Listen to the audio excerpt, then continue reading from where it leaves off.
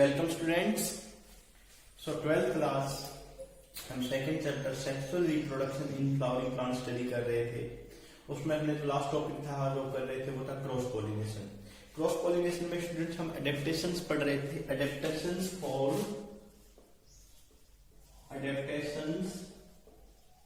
For cross pollination. Cross pollination के लिए adaptations पढ़ रहे थे। तो लास्ट टाइम हमने 3 एडेप्टेशन पढ़ी थी, ठीक है, जो मेल स्टेरिलिटी की बात थी या डाइकोगेमी था। आज जो नेक्स्ट जो है वो है पॉइंट हैकोगेमी। स्टूडेंट्स, कुछ फ्लावर्स के अंदर क्या होता है, कुछ फिजिकल बैरियर्स होते हैं। क्या होते हैं? कुछ फिजिकल बैरियर्स होते हैं।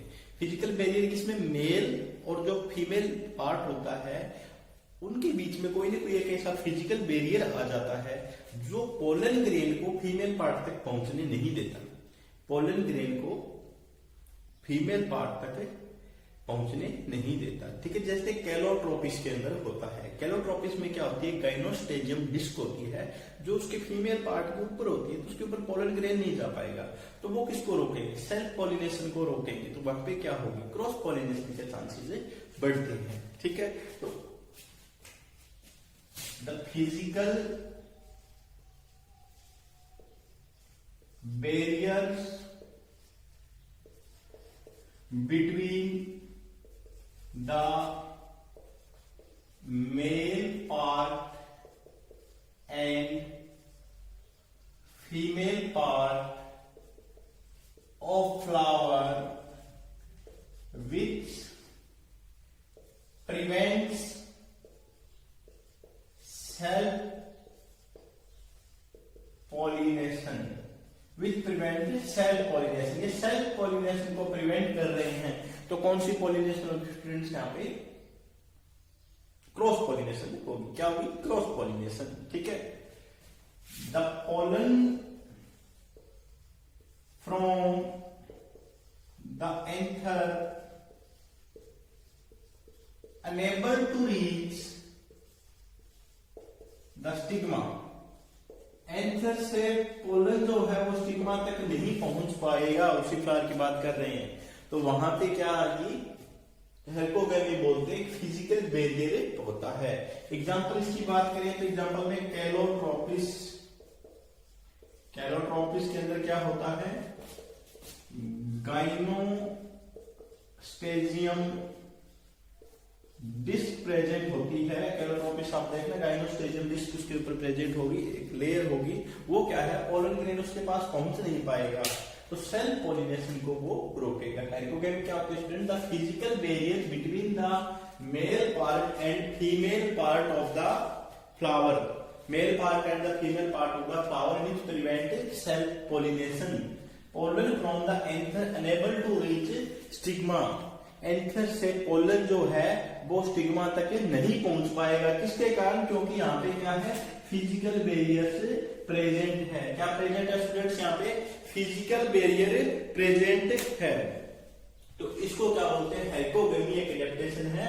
मतलब ये एक रीजन है जिसके कारण क्रॉस पॉलिनेशन प्लांट फेवर करते हैं देन द सेल्फ पॉलिनेशन, क्योंकि यहाँ पे खुद ही सेल्फ पॉलिनेशन को ये प्रिवेंट कर रहा है। इसके अंदर कैरेक्टरिस्टिक्स भी इस प्रकार के हैं। एग्जांपल इसका कैलोट्रोपिस याद रखना, इसके अंदर गाइनोस्टेजियम डिस्क होती है, ठीक है स्टूडेंट्स। क्या? हैकोगेमी। नेक्स्ट देखते हैं, नेक्स्ट पॉइंट की बात करें तो हेट्रोस्टाइली।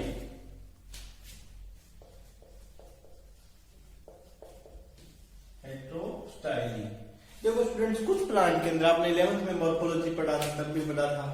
कुछ प्लांट के अंदर क्या होता है? किसी में तो जो स्टेमन का जो फिलामेंट होता है उसका साइज लंबा होता है, और जो फीमेल पार्ट और स्टिग्मा वाला पार्ट होता है, स्टाइल वाला पार्ट होता है, उसका साइज क्या होता है? छोटा होता है, ठीक है। जैसे कि मान लीजिए कोई फ्लावर है, यहाँ पे ये फीमेल पार्ट है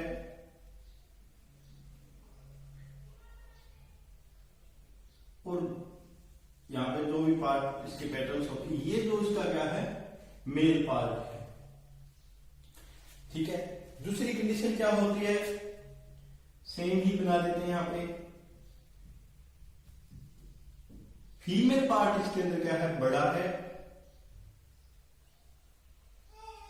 और मेल पार्ट क्या है, छोटा है। ठीक है, फीमेल पार्ट इसमें क्या है, बड़ा है, और मेल पार्ट छोटा है। तो इसमें जो डिफरेंस होता है साइज के बीच में, the difference between the size of the स्टेमन and the female part, जो फीमेल पार्ट कौन सा है, जो गाइनोसियम है, उसके पूरे में जो डिफरेंस होता है साइज के बीच में, उसके कारण भी सेल्फ पॉलिनेशन प्रिवेंट होती है और क्रॉस पॉलिनेशन फेवर होती है। The difference between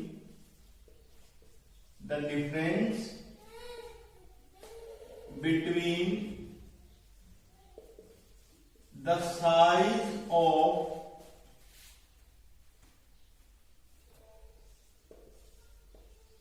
filament of stamen मतलब ये कौन सा है, मेल पार्ट है। कौन सा पार्ट है, ये मेल पार्ट है। स्टूडेंट्स, स्टेमन कौन सा पार्ट होता है, मेल पार्ट होता है। मेल पार्ट जिसमें क्या होता है, फिलामेंट और एंथर इंक्लूड होता है। ठीक है, फिलामेंट और एंथर इंक्लूड होता है, उसको क्या बोलते हैं, फिलामेंट। ठीक है, ये कौन सा पार्ट है, मेल पार्ट।